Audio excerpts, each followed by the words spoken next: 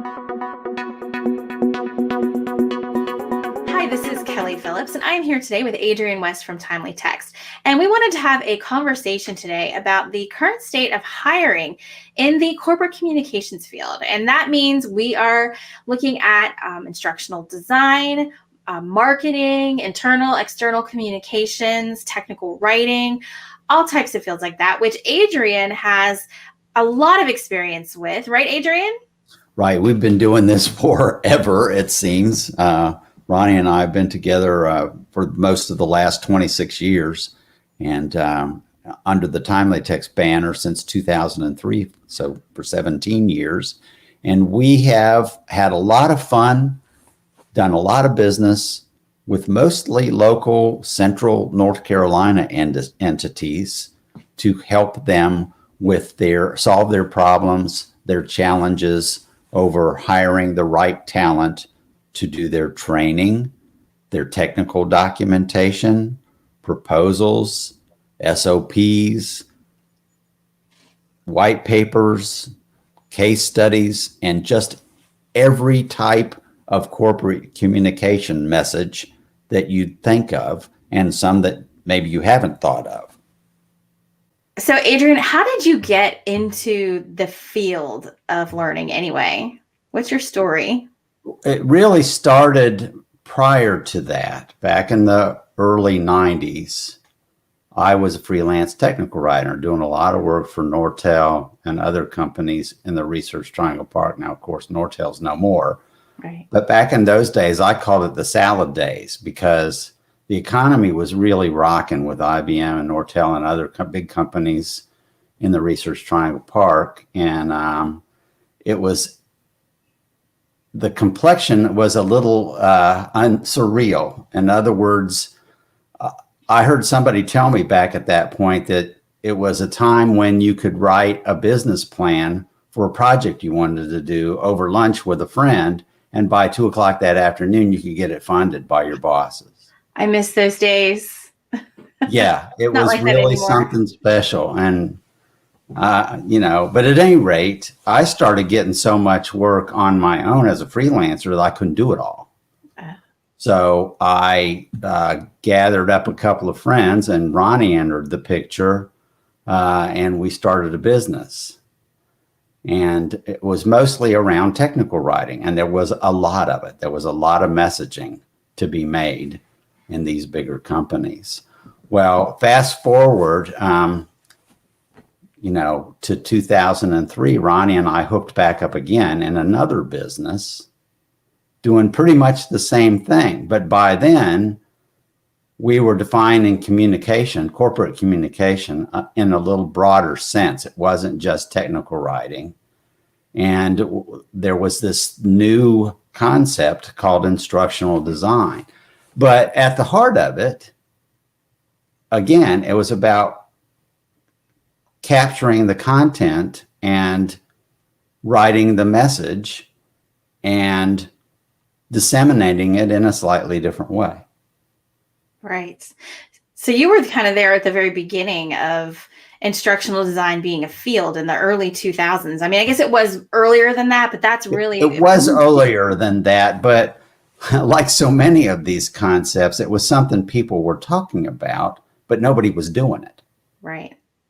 Until there became more of a need. And, that's been a repeating pattern over all these years, that necessity being the mother of invention, corporate entities were reinventing themselves and the way that they did training, for instance, instructional design. Another thing that you'll relate to is that people were talking about e-learning a long time before anybody was doing it. Yeah. But then along came 2008 and the economy collapsed, and it was no longer feasible to fly people in from all over the country and all over the world for 5 days or 2 weeks of training. It just, the expense didn't add up. Right. In an environment where the economy was dead or dying. Then e-learning came into play. So how And do you think that time where, in 2008, it was about the expense of flying people in. Well, in 2020, it's about the inability of somebody to even come into the office at all. Like, what kind of parallels do you see between what companies were going through in 2008 when e-learning was just coming out to what companies are going through now, where they were still having people come into the office and now they had to, on a dime, switch completely over? Are you seeing parallels, or how is it different this I time? am seeing parallels, and that's why I said these patterns seem to repeat based on need. And I think that for the entire year, companies that want to do train their clients, their customers, or their employees have had to reinvent themselves as to how they could feasibly do that. And what you think is a good idea may turn out to be an even better idea or a not so good idea. It's about experimentation and engagement and seeing what works.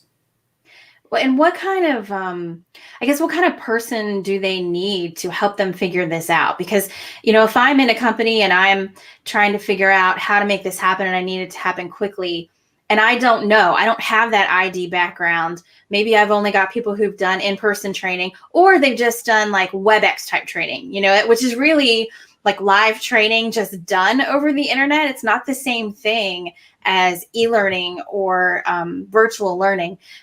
Who do I need to help me get past that hump? Because that's really what you specialize in, is It that you've is, got that network of people. but it's one of the things that I enjoy most about the training game, because we have people that have been doing this for a long time, been there, done that, know what works and what doesn't in many cases. And again, it's about experimenting and finding better ways to do things. Sometimes we have customers who know what they want to try, and we come in to help them implement those ideas.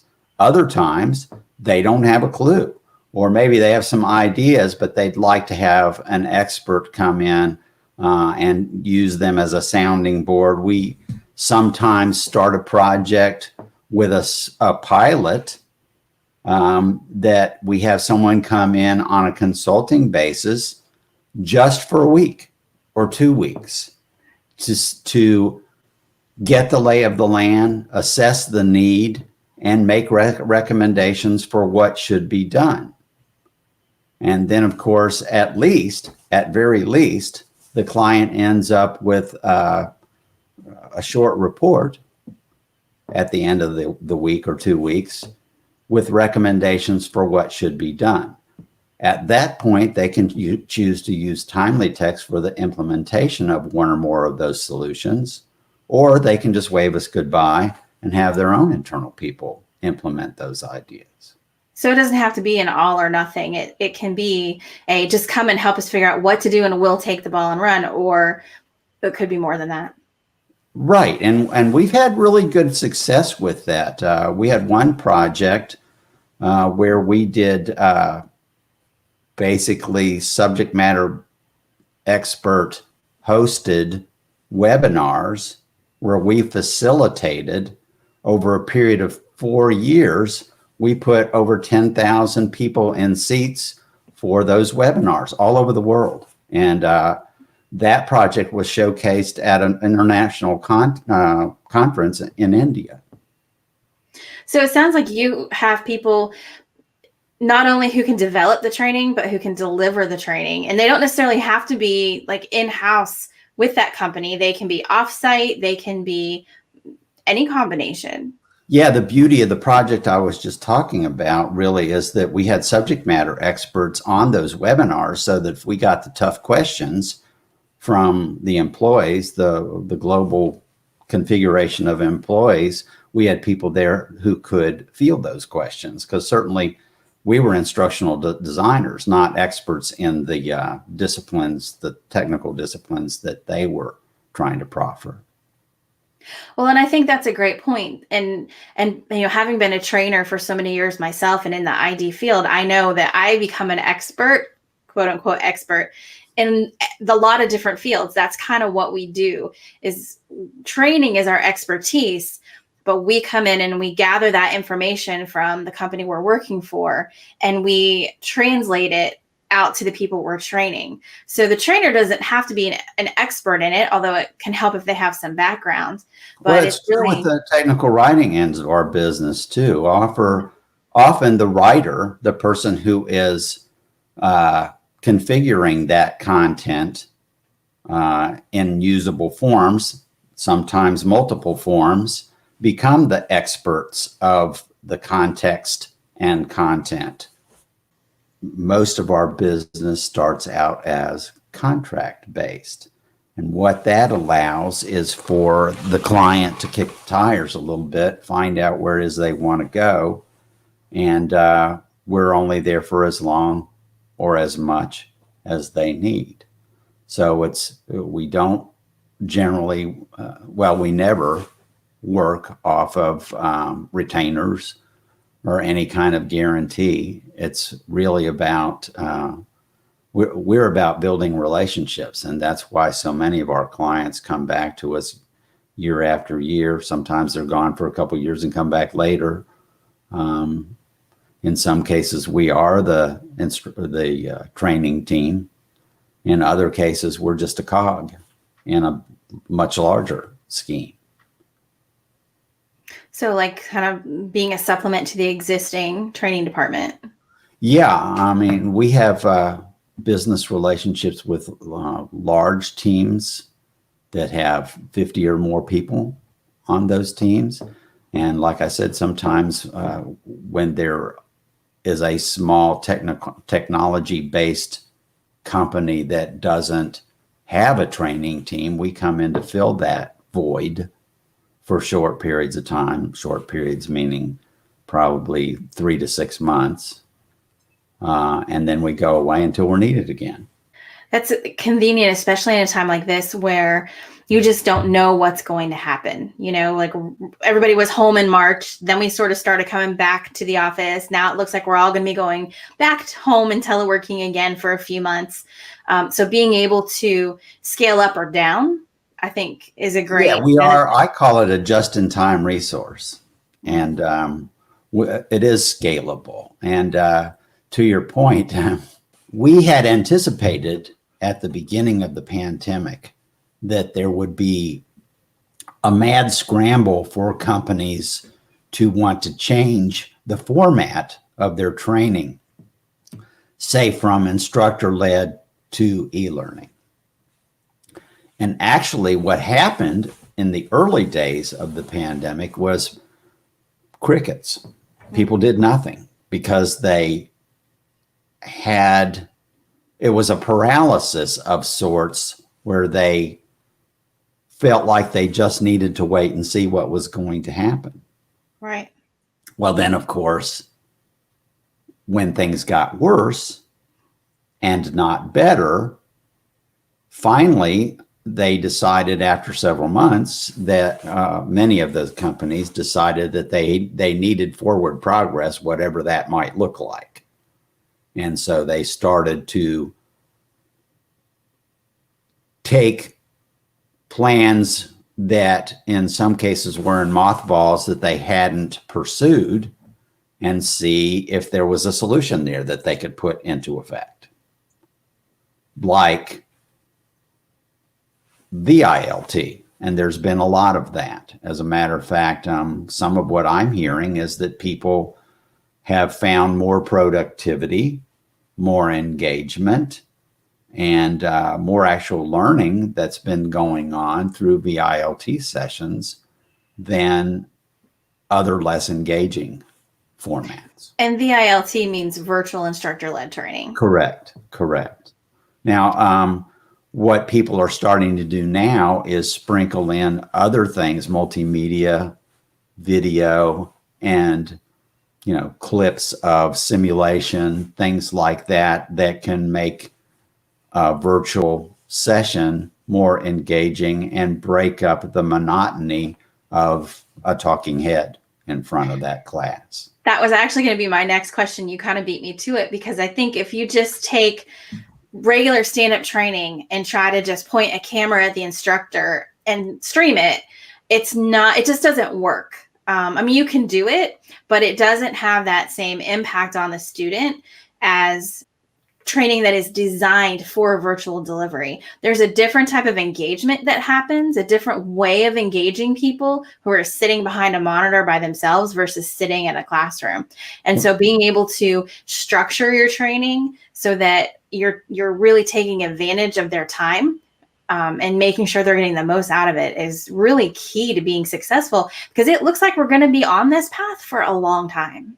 It does, and it's a discovery process along the way. And I think people were compelled to try just transposing that instructor-led class into a virtual instructor-led class with a talking head until the feedback came back from their audiences that wasn't working for them.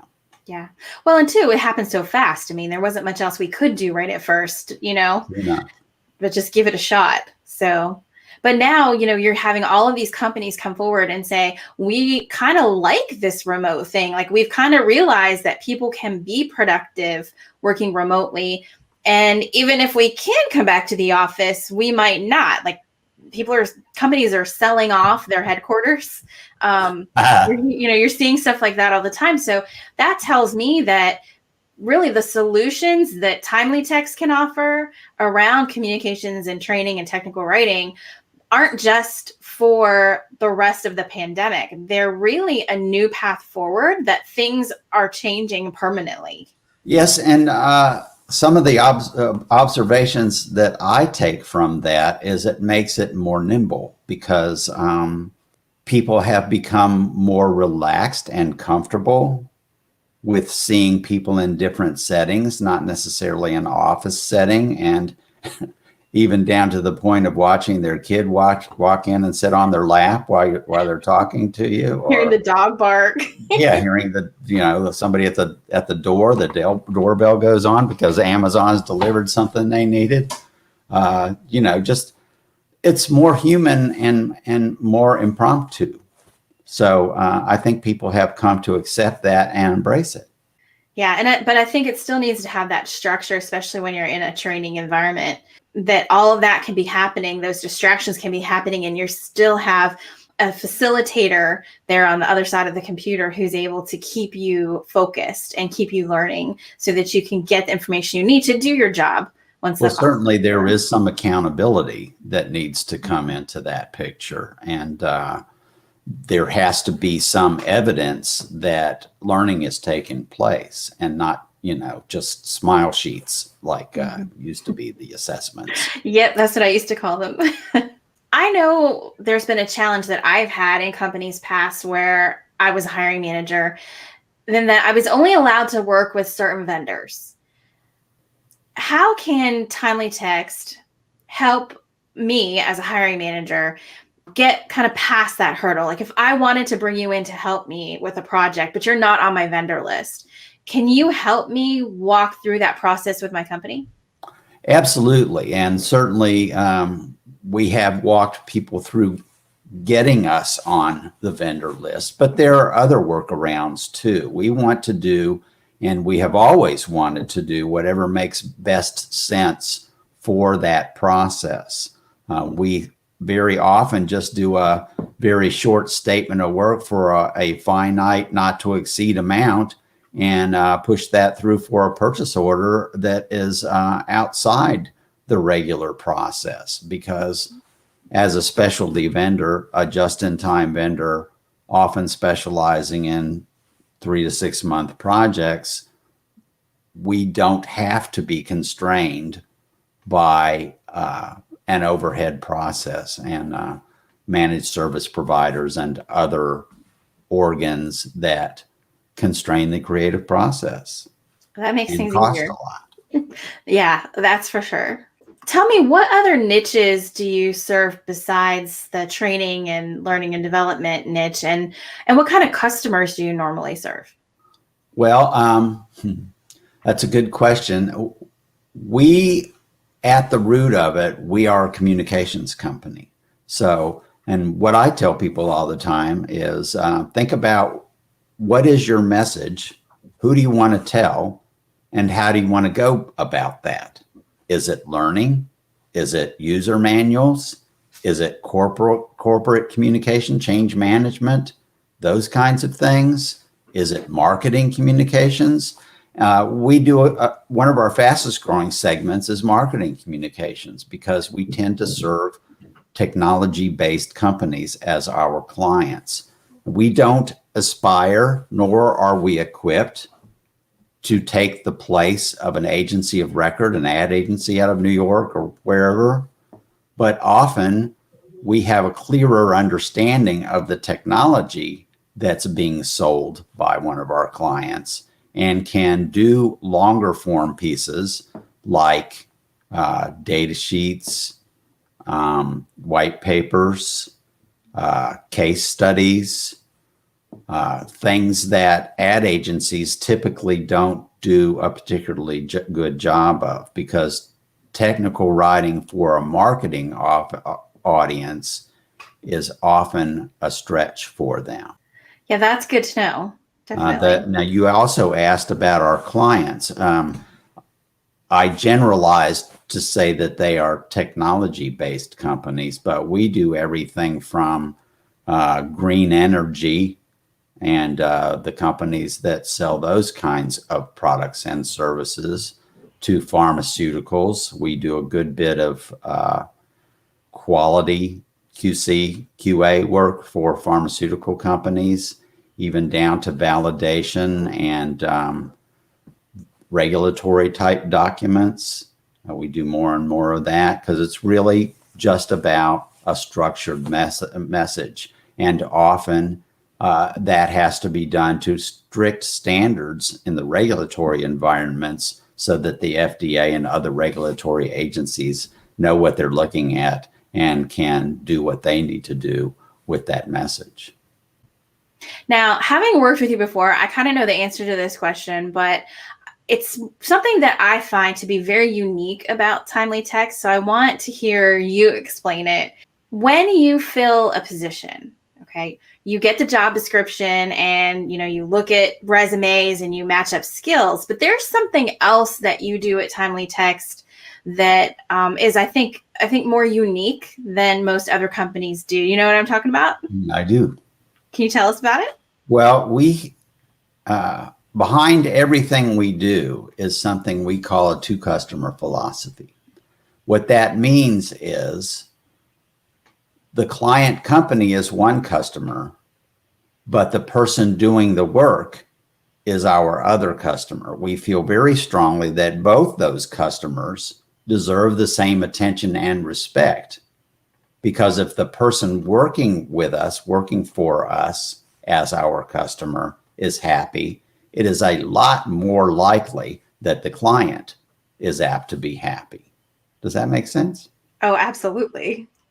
Yeah, and having experienced that, I have to tell you, it makes all the difference. I think from the consultant side, knowing that I am taken care of and I have someone looking out for me, and then also from the hiring manager side, knowing that I have a different person and then those two people can kind of come together to resolve any issues for me.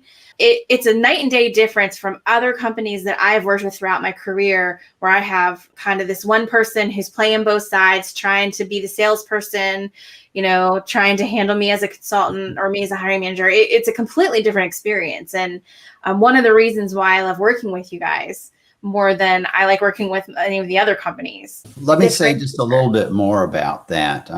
On both sides of that equation. For the client, one of the things we like to start out with is essentially an interview, a fact-finding session, usually about 30 or 40 minutes, not a huge amount of time, to sit and talk with the client about what it is they think they need from us.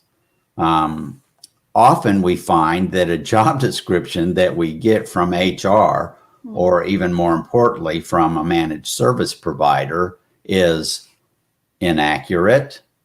It's not current. It may be something that was written 3 or 4 years ago. Or it just doesn't tell the whole story. or doesn't tell the whole story. And one of the reasons we like to get in front of that hiring manager is because one of our main questions is, what about this job is most important to you? And it may be something that's not even on the job description in terms of the kind of skill set and the priorities for that job that they would like to see met. On the other side of that coin, my main job at TimelyText is to be a mentor, a sounding board, just someone to help coach that person, our person doing the work, into success. And sometimes I connect the dots. Someone may, like you, may ask me a question about a particular tool or something like that. I may not even know the answer, but I'll bet I can find someone who does, someone else who works with us. Another example might be the agile environment. You might be getting into a project where for the first time you're having to face, or the first time in a long time, you're having to face that type of challenge.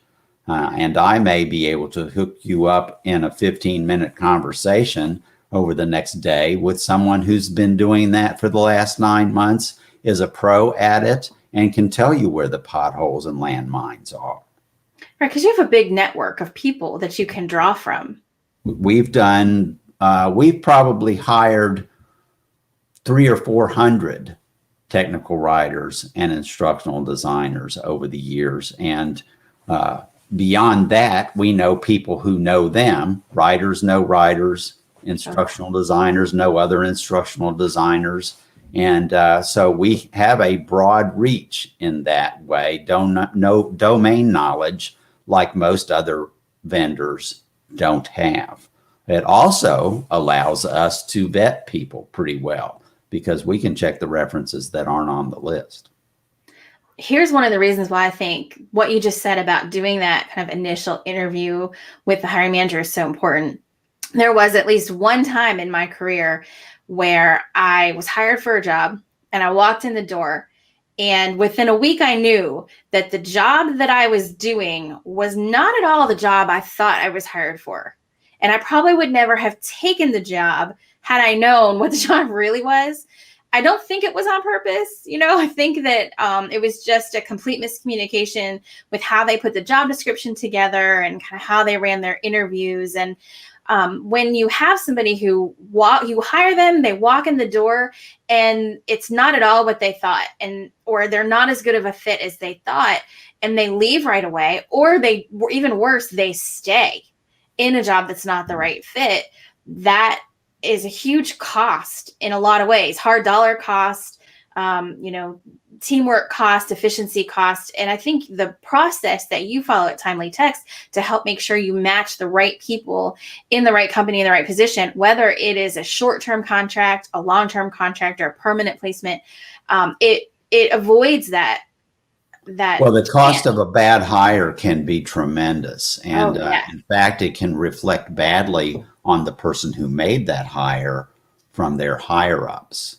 A couple of the things that we do to try and mitigate those things, as I said, we go in and we have an interview, a session to talk about the important factors of the job with the hiring manager before we put any candidates forward. We then give those notes in their entirety to each candidate that we put forward, so that they have a leg up on what the manager said is needed in that job. Also, when we have someone interview for a job, we always want to talk to that person for feedback about the interview before we talk to the client, to see, among other things, if there were any curveballs thrown in the interview.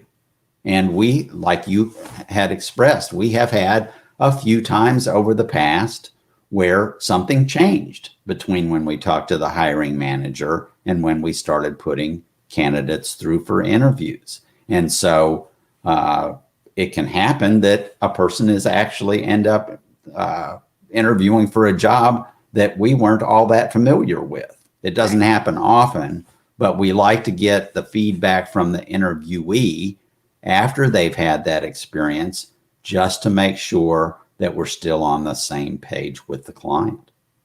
Yeah, so you're very thorough in the hiring and placement process to make sure that there's a good fit that can really get the job done. So there's no friction, there's no problems. It goes very smoothly. Well, and one other step that we take in that regard is that we always ask the hiring manager when we set up the interview to please give a 10,000-foot overview of what they see as important about the job, an overview of the job, before they start into the Q&A with the candidate, so that there's nothing lost in translation.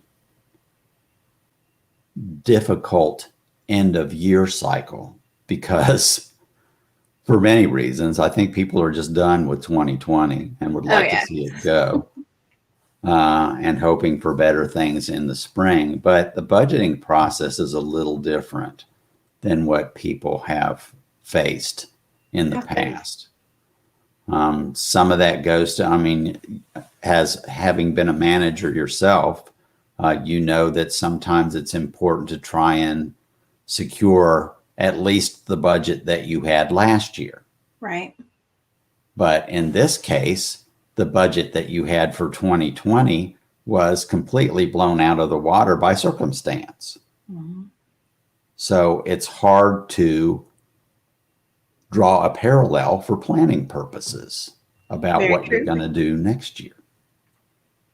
And you don't know what you're going to do next year, because are we going to have events? Are we not going to have events? Right. Exactly right. And I think it's a guessing game about what it is. All you can do is the best you can do about trying to move forward with plans for what you would like to do and see what comes to pass. Well, I guess that makes it all the more reason why they can call up and talk to you about what's possible, and have it on the radar.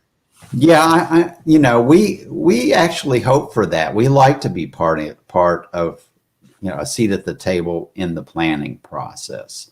And often we can come up with questions or observations that in their silos they haven't thought of. That can be very helpful to have sort of an outsider perspective on what's possible, especially in times like this. Well, and Ronnie and I have both met over the years with client companies or people that haven't yet been clients to try. Often their question is kind of what's on our radar? What do we see in the world out there? What are other companies doing? What are the trends? What are the speed bumps? And those kinds of things, so that they can be more well-rounded in their knowledge that they bring to the planning process. Speaking of that, do you have any little nuggets of wisdom as we head into 2021? Well, one of the things that we are seeing more of is probably video and simulations. Yeah. Simulations are something that make a lot of sense in situations where a particular process or operation is difficult to learn. So things that are difficult to learn, they can watch it 5 or 6 times if they want to. Things that might be dangerous or expensive, like in the pharmaceutical industry, if a pharma product is manufactured incorrectly, that can be very expensive because you have to throw it away. Mm-hmm. And even the process of throwing it away can be expensive, because often those are chemicals that can't just be washed into the river. We hope. So how do you see TimelyText among the spread of other staffing vendors out there? Where do you fit in? I see us as a very highly specialized firm in that we don't aspire to be, nor do we fit the pattern of the large international companies like Adecco, where we are placing Indeed ads and doing keyword searches for every kind of talent under the sun. We only place corporate communication professionals. And because of that, we have a unique set of domain knowledge. And in many cases, because we have done so much of that specific type of hiring right here in Central North Carolina, we really know the people in the market with those skill sets. And the ones that we don't know, we can find out about because we know so many people who have worked with them. So if we find a person on LinkedIn that we don't know, or a resume comes into our web portal of someone that we don't know, we can look down through the qualifications, the resume, find out what companies they worked with, and very often we know somebody who worked side by side with them and can give us a little information about who they are, what their work habits are, those kinds of things. And so we go prepared to the client with solutions that we are more likely to know whether or not they will work. Does that make sense? It does. And again, I think that's another unique thing about TimelyText that you just don't get with other companies, that you actually know. And not only are you matching skills, but you're matching the personality, you're matching the work habits and all of that, which makes for a more successful True. Well, result. Ronnie is he is very pointed about our ability to help our employees meet both their personal and their professional goals. Yeah. They're not separate. Those things are part and parcel of each other. And if you have a professional situation that doesn't meet your personal goals, it's not going to work. Yeah, and I think that's rare in the staffing industry, that the staffing company actually cares about developing the people and sees them as more of a long-term investment. I think that's what's different in me when I work as a consultant for you. I feel like I'm a long-term investment with your company, that it's not just oh, so long, we don't have any work for you, goodbye. I feel like there's an ongoing relationship there. Well, in fact, we invite them to be part of the TimelyText family. And as you know, in a normal environment, we try and do some fun events like go to a Durham Bulls game or do something. Typically, we have a holiday party and we invite employees, current, past, those that we hope will be future employees, people that we know that speak our language and have the same ideals for the kinds of work that we do. I love going to the TimelyText gatherings because I see people there that I worked with at my full-time jobs, 15 years ago. Mm-hmm. Well, we all know you through different various means. And it's like old home night, coming to a TimelyText party. You see people that don't know each other, but you know them, or they know each other and you didn't even know they know each other. It is a big family, and that's a lot of fun to watch and take part in. It really is. It is. I can't wait to get back to that. Hopefully next year. Crossing the fingers, we can have a party next year. Yeah. Well, I have really enjoyed this conversation. It's been fun for me exploring with you kind of what TimelyText is all about and how you can help companies get through this 2020 into 21 period of time where things are changing so much. Ronnie and I, even now in the world of COVID, we try very hard to be good networkers. As you know, I've done a piece just recently as Mr. ATD. I've been involved with ATD for 8 years, and we are quintessential sponsors of that organization. We go to the SIG meetings and are active in that group as opposed to just members of it. Which, for anyone who doesn't know, it's Association for Training and Development. Correct. Which they changed their name just a few years ago. But they're one of the largest, or I think they are the largest professional group for training professionals in the world. Yes, and as a matter of fact, I co-host 2 roundtable groups for learning leaders that don't find a real place for themselves at some of the membership meetings for ATD because they face problems, challenges within their organizations that don't necessarily have to do with an LMS or the latest version of Storyline or those kinds of things. They're business problems. And Laura Paramore and I have formed 2 roundtable groups to give learning and development managers a chance to fraternize and commiserate, offer advice and counsel to each other about the unique problems that L&D management faces.